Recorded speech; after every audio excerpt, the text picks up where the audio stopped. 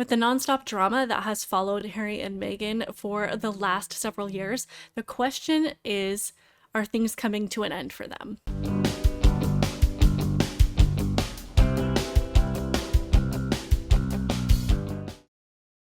Welcome to my channel, Outspoken Samantha. If you are new here, welcome. I would love it if you would subscribe. And if you're returning, welcome back. Thank you so much for the continued support, and I hope that you are subscribed as well, particularly if you are watching on Rumble, because we do need to support platforms that support free speech, and YouTube is not that. So it has been a minute since we talked about Harry and Meghan, and there's probably good reason for that, considering they are the most obnoxious couple on the planet. But as I've said before, when I get tired of watching all of the other dumpster fires going on around us, and I want to tune out of the political craziness, I like to check in and see what the Duke and Duchess of victimhood are doing. And honestly, right now, there seems to be a lot of speculation that perhaps they're heading into separate directions.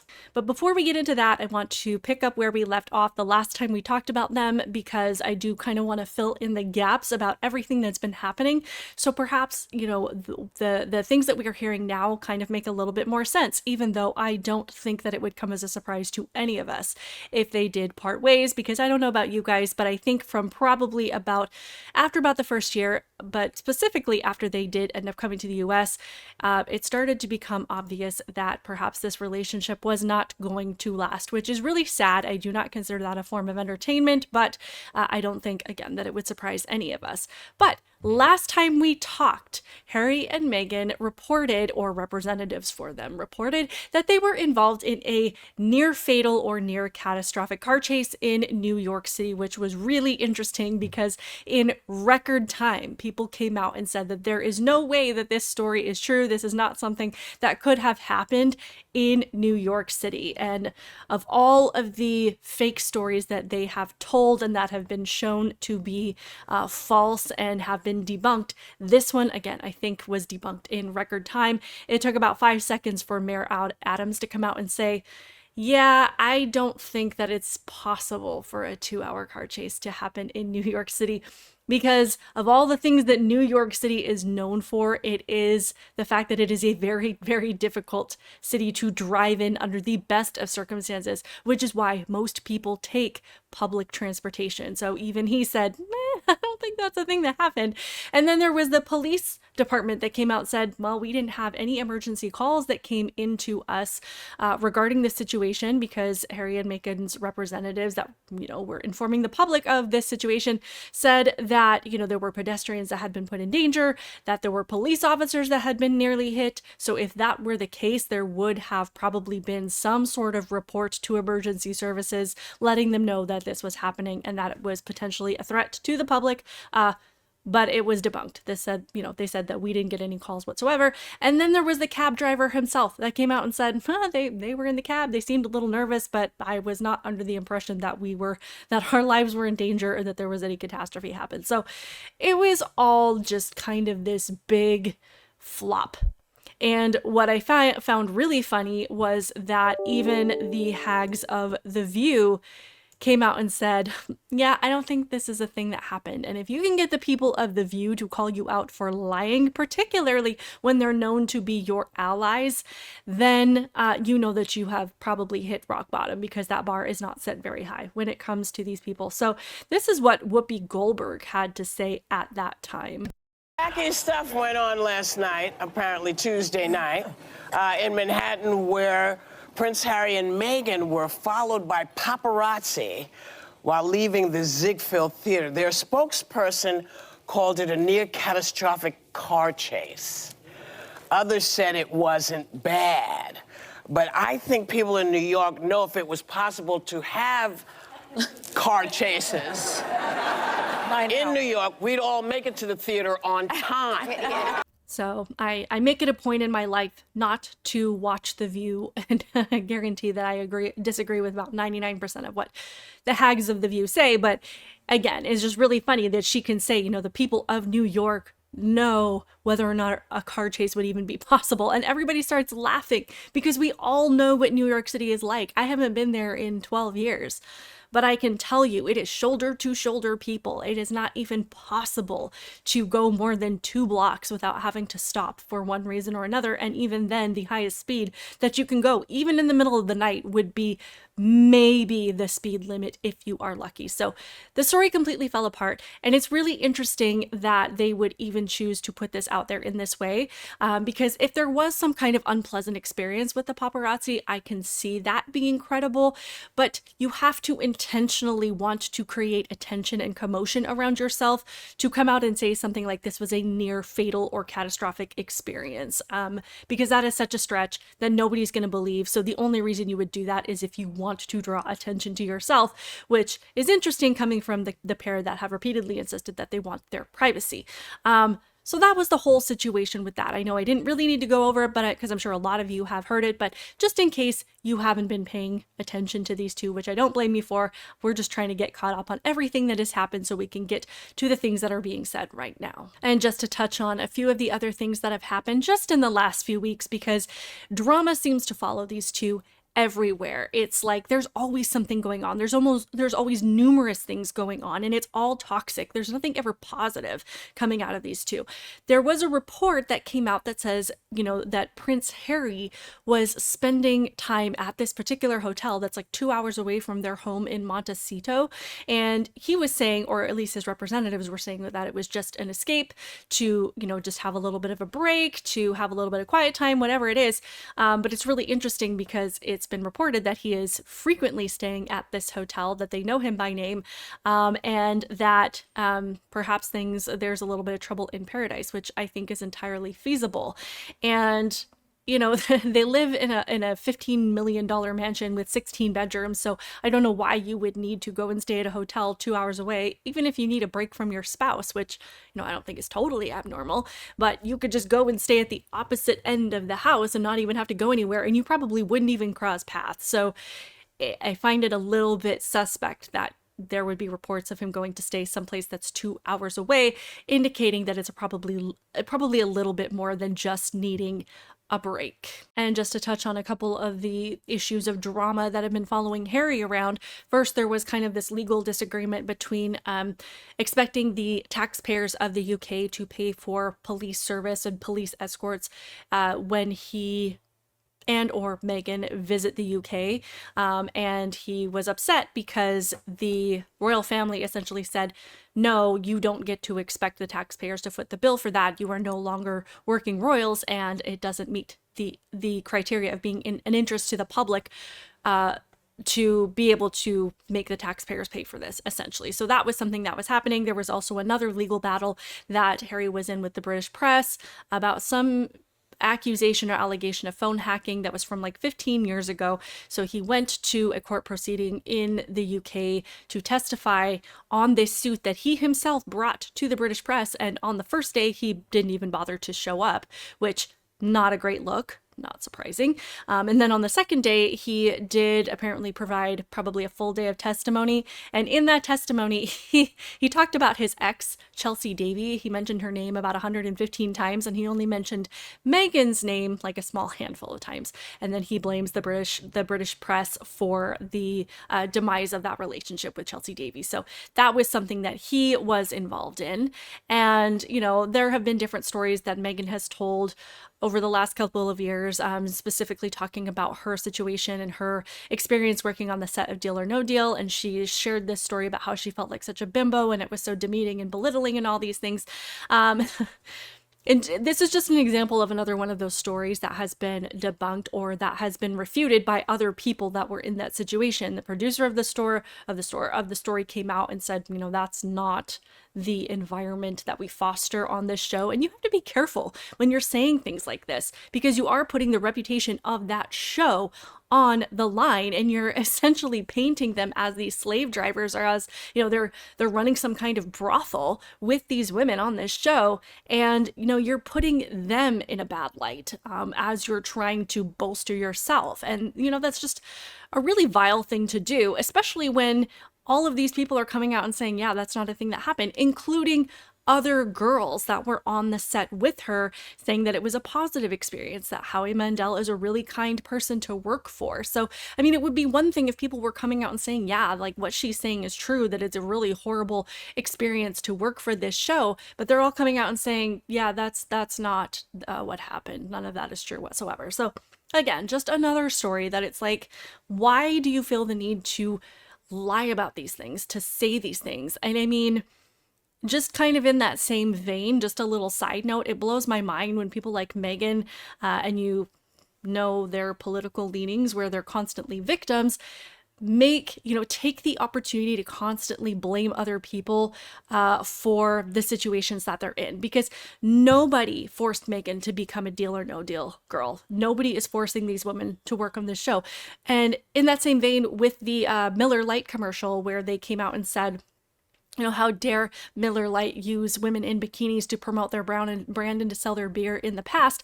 And it's like, yeah, but these women chose to do that and nobody faulted them for it. Like, I don't think less of women who choose to do these things, just like they don't force women to work at places like Hooters. Like, there's women, I have been in the beauty industry for 20 years and I have worked on different sets with people. I have done makeup and hair for girls for bikini calendar shoots, and it's not my thing, but these women, they actually enjoy it. They, for whatever reason, it's not my personality, but I don't judge them. They enjoy doing these things and it's totally fine. It's, they are free to do that. But this constant portrayal of, they're involved in some kind of, women slavery just because, they have to, they are part of a job where they have to get a spray tan and get their nails done is just, it's insane to me. It's just absolutely crazy. But again, just one of these stories where it's like, Meghan, really, like, why? Why are we even going there?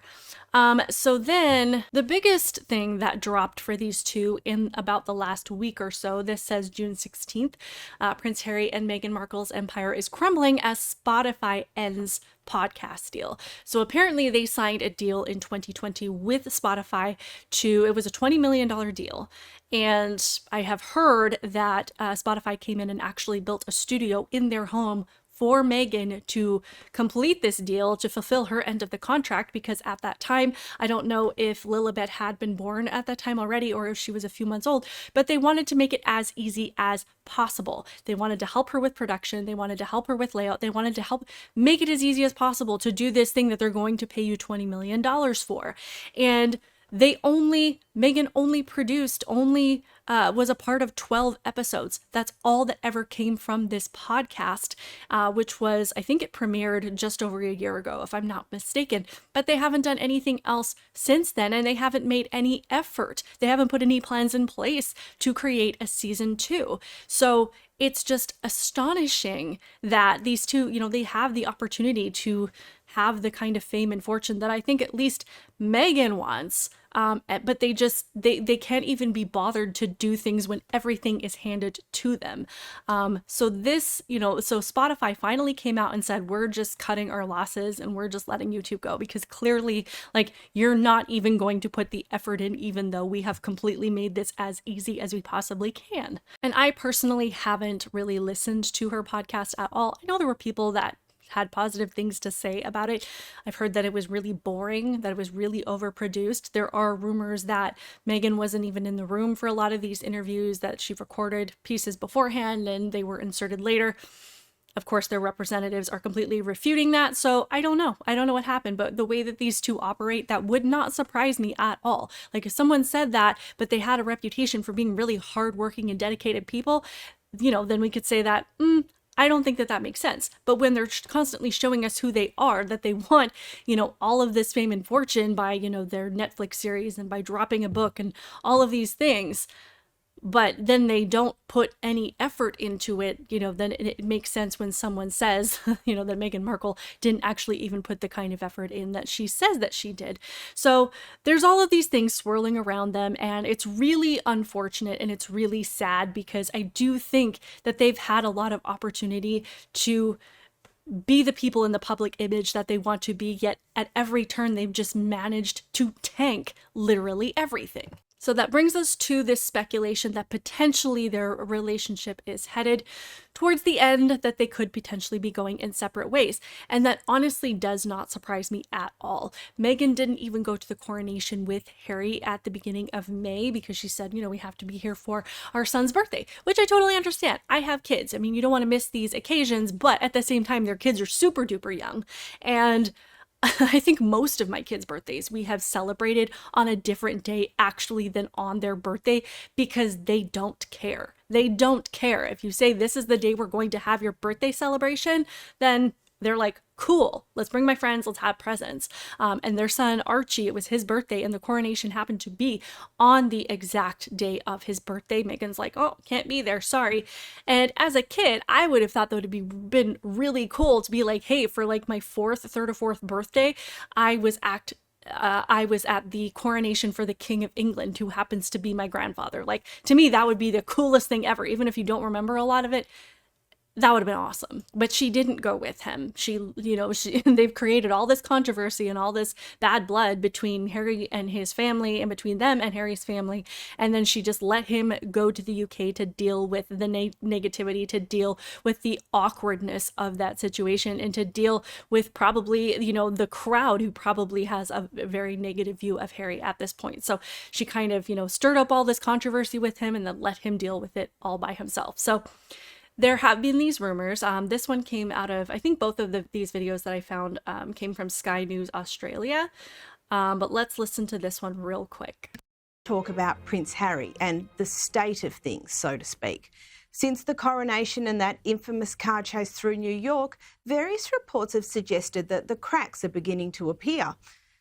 Last week, we brought to you fresh news that Harry had been staying at the San Vicente bungalows to take a break from his family, despite owning a sprawling Montecito property together with Guesthouse. And this week, those rumours are intensifying, that all is not well. We will cover them in detail with our panel shortly, but let's just say apparently the divorce lawyers have been contacted. And then there was this second video I found where Meghan Kelly discusses it a lot.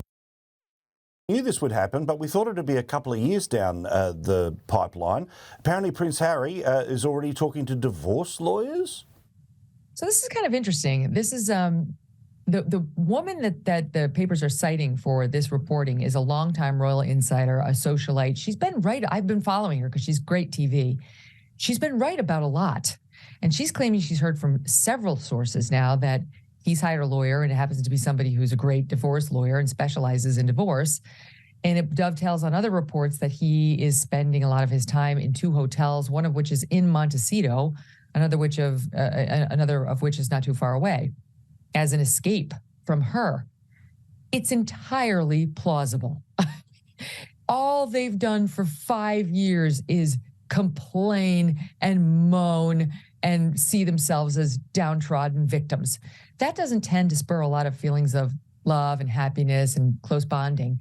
I mean, I guess in the crisis mode, it might. So there have been people, like legitimate people, bringing this to the public and at least putting this out there saying, you know, there's at least talks of this going on behind the scenes. And I'm really not, you know, I'm not talking about this to fuel rumors or to speculate about somebody else's marriage, because I understand that that's a really difficult thing to deal with. And ultimately, I do think that it is really sad.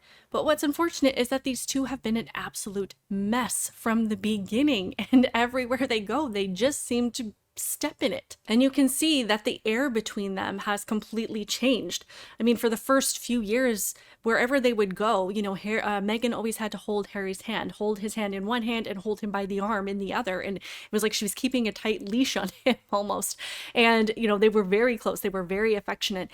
And now, I mean, when you see them together in public, which have become, you know, more and more rare occurrences, they don't have that closeness anymore. And I understand that that fades as you go further in your marriage, but I feel like there is distance just because of all these other things that we're seeing, that, you know, Meghan hasn't been there for Harry when he's needed her, and they haven't really been together in public as much as they used to be. So I do think there is some basis for saying that the distance between them is growing and that this could potentially be nearing the end for them. And I don't think that that would surprise anybody. So that being said, this is my kind of analysis of the situation, just kind of where they started and where they are now. And this has all been going through my brain for a really long time. So I honestly think, and this is going to sound terrible, I honestly think that Meghan married Harry because she couldn't achieve the status that she wanted in Hollywood on her own. It just was not happening. I started to read Tom Bower's book where he kind of started out with, Meghan's background and her history and just some of the things that she said about her family that turned out to not be true, like claiming that she didn't grow up with any siblings when she did. But you see a pattern of very transactional relationships in her history, and everybody that she comes into contact with has a purpose. And when they have fulfilled that purpose, she kind of lets them go. Actually, I meant to play this other clip. I want to share it with you really quick, but there are people at Spotify that accuse these two of being grifters and demonstrating that behavior of just using people and then moving on. So I really want to share that really quick. It's a uniquely American word, isn't it, grifter, which means small-scale swindlers. Do you think Bill Simmons used that word purposefully? Oh, absolutely. I think the timing was on purpose too, because the Dior deal, which we'll talk about in a minute, that was gossip around LA for weeks. So I think he saw a moment to sabotage it. But the grifter's story is fascinating because, coincidentally, I heard the reason why he called them the grifters, and that is because they're scroungers, the Sussexes. And I heard this particular story, which is extraordinary, which is that Harry and Meghan were invited to this sun-kissed place by the beach. And they were staying for a couple of days, had arrived with the host's private jet, as usual, and wanted to leave. And then they heard that someone else who was there was quite an interesting person and also had a beautiful house by a beach. And Meghan went up to her and said, "Is there any, let us talk, let us become friends." The following day, after they were taken back home on their private jet, or the host's private jet, Harry called this particular woman and said, "Is there a chance that we could borrow your house? Meghan wonders whether we could have it." And the woman was a bit puzzled by this, but said in the end, okay. The following day, Harry calls and says, Meghan also says, "Can we get there in your private jet?" Oh, my God. And that is exactly what the grift is all about, is about scrounging. It's about Harry and Meghan constantly looking for freebies. So I think that just kind of solidifies this whole thing where they just seem to seek people out for their own benefit and to use people. And I think that this is definitely more Meghan's thing than Harry's thing, because I don't ever think that I saw that in him before he started dating her and married her. So again, I think that this has been a transactional relationship for her. Do I think that she loved Harry in the beginning? I think that if you asked her, she probably would say that she did. But I think more accurately, she probably loved the idea of what his name and his status would do for her. But who knows? And I know that sounds really terrible, but again, it's just been this consistent pattern of behavior that gives us reason to think these things. I think that she stayed in the UK for as little time as possible to kind of develop that connection with the royal family and to establish herself as a royal. And she was ultimately never going to stay there. That was never the plan. And I have heard that Harry's family did have concerns about him marrying her because the relationship was so quick. They didn't have concerns because of her race, despite what she has said in the past. It was because the relationship was so quick. And you have to remember that Meghan is an American. She doesn't understand the royal family. She doesn't understand, have an appreciation for their history or for the monarchy or for, any of their traditions. And I think they recognize that she probably wasn't going to step into this role and fully embrace it. And I honestly think that on the flip side of that, Meghan probably thought that being a royal was going to be a lot like being a celebrity. I think she probably thought that it was about the fashion and the jewels and the fame and the parties. And I thought that she probably felt she'd be rubbing shoulders with people that these meager American celebrities could never dream of. I don't think that she actually realized that being a royal is nothing like being a Hollywood celebrity, that it's demanding and it's exhausting and it requires a lot of self-sacrifice. And in my opinion, Meghan is a textbook narcissist. So while there's a lot of people that I think would have a really hard time adjusting to being a royal, I think that because of who Meghan is, that any job that primarily relies on self-sacrifice just completely goes against her DNA. And I think, but I also think that because Meghan and Harry have sought so much attention for themselves, again, despite their insistence that they want their privacy, we've gotten a look into the royal family that we probably wouldn't have had otherwise. And I've been able to see, you know, how demanding that job is and how much it is about the humanitarian aid and how much it is about the country and the traditions and the culture and everything that it embraces. Not to mention that their image is very manicured and they have specific codes of conduct, and everything that they do is very much by the book to preserve those traditions. And Meghan, she wanted the stardom and the fame and the celebrity status and the elite status, but she wanted to be able to create her own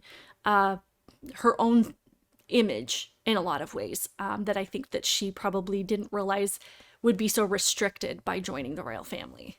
But again, I think that they stayed in the UK as long as she could possibly deal with it. And then I do think that it was her idea to leave the UK because I don't think that Harry probably would have ever done that. I think as many grievances as he's had with the press and the paparazzi and probably feeling like the spare on a lot of occasions, I think that he loved his family. He knew what his role was. And I don't think that he had any real beef with that until he married this woman who decided to turn his grievances into an income stream. So, which has also been their detriment because they came to the US and the initial interview that they did with Oprah was all about their grievances with the royal family. And I think that, this created some interest and intrigue for them. But as we've come to find out, it was the only thing that they had in their bag. They have no talent. They have no ability. They're not creative.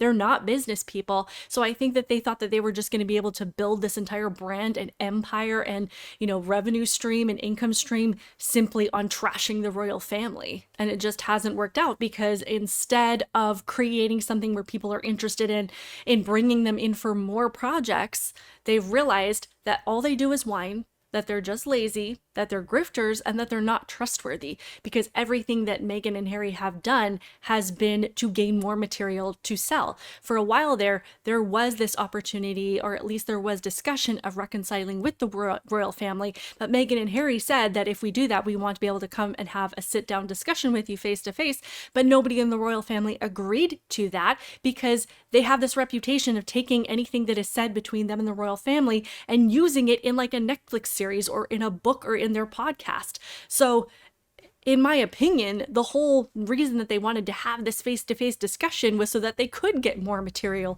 to sell for these other things. And I do think that the whole thing is sad because they did have this opportunity at their fingertips. They could have spent more time in the UK and actually built a positive reputation of being an active member of the royal family, of contributing to society, of being part of these humanitarian projects and demonstrating that they have interest in other people beside themselves and building that positive foundation in the public eye. But they weren't there long enough to do that. So when they left, nothing materialized from that because they really didn't have anything. And I think that Meghan thought that the popularity that she had in the UK with the people in that country because of the popularity that comes from being a royal, I think she thought that she was going to be able to bring that to the US and to carry that popularity with her. But she forgot that in America, I mean, yes, we have some interest in the royal family, but for the most part, people don't care about being a royal. And so, when they got here, they didn't bother to foster true relationships with other people. They didn't bother to network and to build their own brand separate from the royal family and to separate themselves in the way that they said that they did. They just wanted to be able to carry that popularity and that name and that prestige with their titles and then not have to work for anything else and to build anything else for themselves. And again, back to their relationship, I do think that there's a good chance that things are rocky at this point. And I honestly think that Meghan is weighing whether or not Harry is more beneficial to her as her husband or as her ex-husband, because I have no doubt that if this thing ends, she's going to be the one to walk away. And when she does, the next Meghan Markle Netflix docuseries is going to be based on how Harry victimized her in some way and victimized her in their relationship. And not in an abusive way, because I definitely don't think that Harry by any means is an abusive person, but I think that she's going to turn it around to be how Harry held her back and how he was more aligned with the royal family than with her in some way. And I do think as far as their kids are concerned, because I don't really know where they fall into this, I do think that Meghan loves her kids, but I also think that she wants to keep them close to her for sympathy points and also as a way to relate to other people, because, you know, one of the easiest ways to make friends and to relate to people as somebody, you know, who's over 40 is to have kids and to have play dates and to be able to, you know, talk about things that come with being a mom.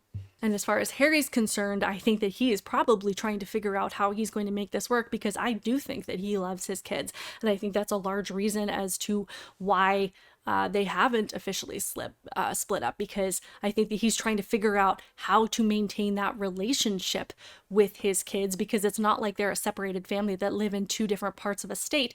I think that they, you know, they come from two entirely different countries, so it's not like they can do a 50-50 custody split or, you know, do every other weekend or anything like that. So I think he's trying to figure out how he's going to be able to continue to have a relationship with his children, because if I'm being honest, I don't think that Meghan is going to make that easy on him whatsoever. I do think that there is room for him to reconcile with his family, though I do think it is going to be a long road to rebuild that trust.